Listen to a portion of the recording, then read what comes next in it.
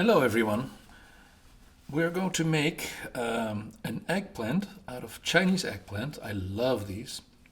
I have 3 of them. And we're going to add some, I'm going to make it spicy, so I'm going to put a serrano pepper in. I have some onion that I'm going to slice in a moment. And it's a very simple dish. I'm going to put it in the wok, in the, I have actually a wonderful Beijing frying pan that you'll see in a moment.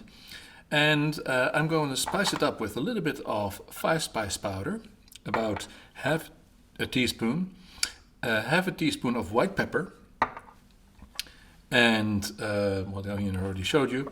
We're going to further season it with medium sweet soy sauce that actually comes from either Indonesia and is known as kecap, not ketchup, but kecap. And it's also used in the Philippines. It is essentially soy sauce with sugar. And I'm also going to add a little bit of superior mushroom soy sauce in there. It's mushroom soy sauce, which has a lot of umami.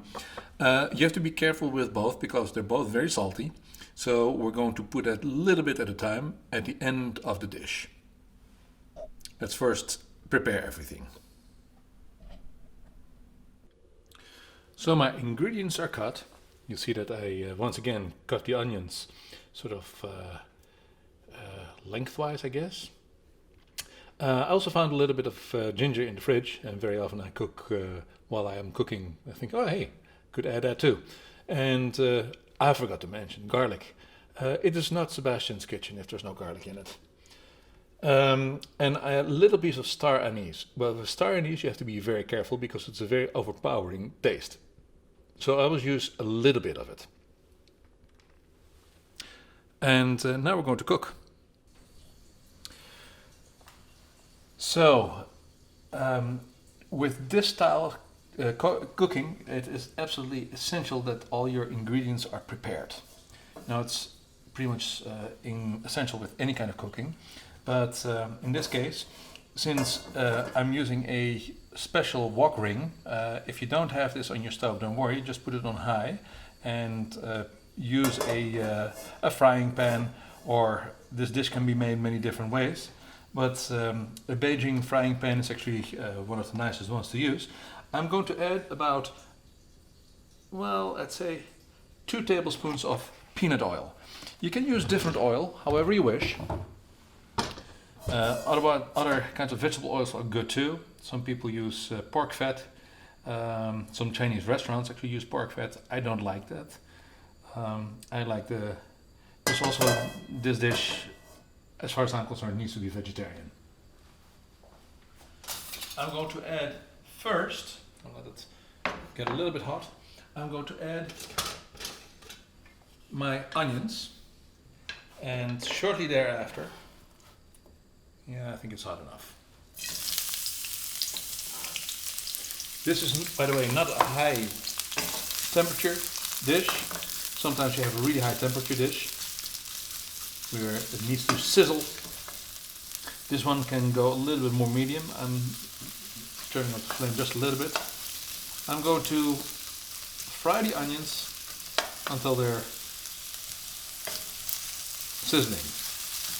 So I actually did put it on high.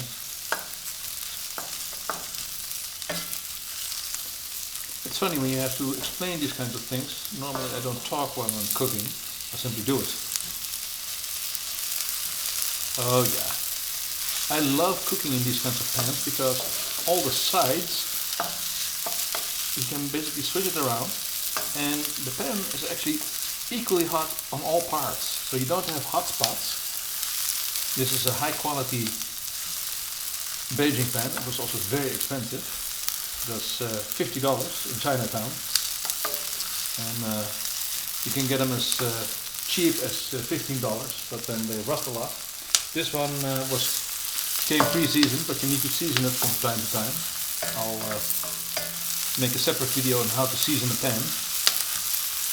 But this one is of very thick steel, and that's actually the most important thing. And I was a little bit kidding when I said expensive because that's relative. I'm going to add my eggplant. And I'm going to lower the fire at this point to medium and swish this around for a little while.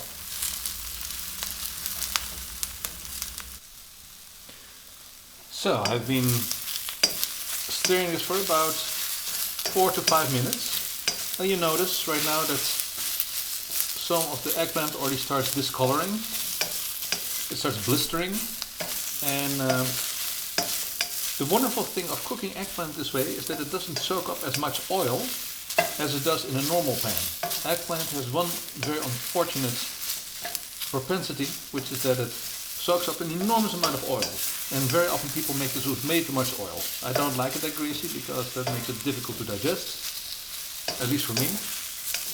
So that's why I was very sparse with the oil. And the nice thing about a Beijing pan or any kind of Chinese wok is that you can actually use very little oil and things will not burn, provided you keep stirring, of course. So at this point, with my dough scooper and dough partitioner, which I actually use as a scooper, I'm going to add the ginger. Let that, that smells good. Go for just a moment, not long at all, because that certainly shouldn't burn. And now, watch, I'm going to add a cup of water. I'm going to add just half of it. And because of the heat, which I'm going to turn up a little bit, it's going to get very hot right now. It's also important, if you don't have a wooden handle on the Beijing pan or in your wok, that you have something to protect your hands, because it gets very, very hot. Okay, this sounds wonderful. Starts smelling wonderful too. I'm adding my star anise at this point. I'm also going to add a little bit of the white pepper, as I told you, about half a teaspoon, and about a quarter to half a teaspoon of the 5-spice powder. No more. Oh boy, that smells good. And yeah, I didn't use a teaspoon, I know. If you want to carefully measure it out, please do. So this dish should never become soupy, so that's why I put the water in there in little bits. I'm going to do this again. Now the rest of the water.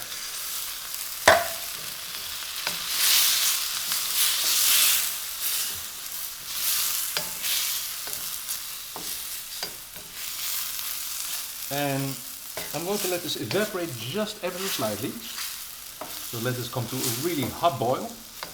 So the fire right now is on high. So it's being steamed on all sides. And little by little you'll see that the eggplant is going to get soft. It's not breaking up in pieces yet. And you don't want that either.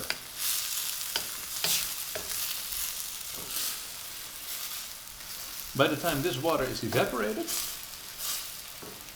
we're going to add the other ingredients.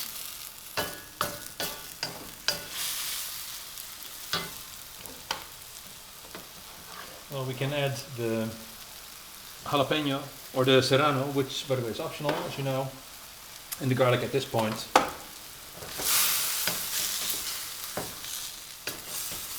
Ooh, man, this is going to be potent. Yum. So you see it already starting to become very dry. Becoming very hot.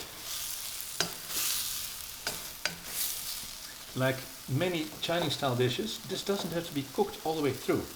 Some people like their eggplant like buttery soft. Totally fine. I don't. I want to have a little bit of a bite. And that's exactly what I'm going to get this way. Cooked just enough. So most of the water is gone at this point. I'm first going to put my mushroom soy on, and very little at this time, because this is potent and I don't want this dish to become too salty, because then I'm drinking water all night long.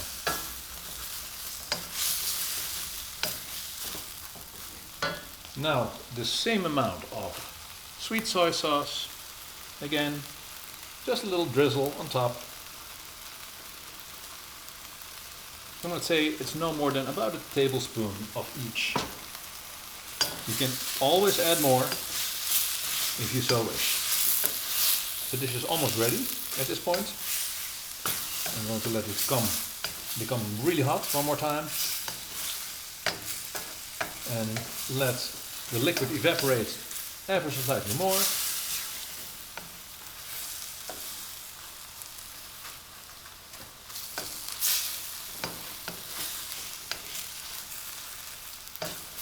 And then I'm going to put a lid on it, and I'm going to let it stand for, well, about half an hour, until it's more or less cooled off. You can at this point actually serve it right away, but it's not feeding time yet, and I like it to slowly get done a little bit more. Oh, doesn't it sizzle nice? Oh yeah, maybe. Man, this is gonna be good. I can see it already.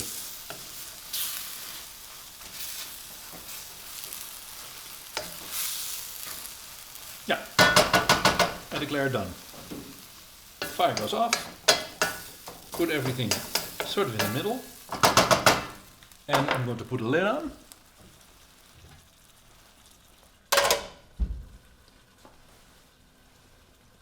And we're going to let it basically cool off. I'd say half hour, not half an hour, about 5 to 10 minutes.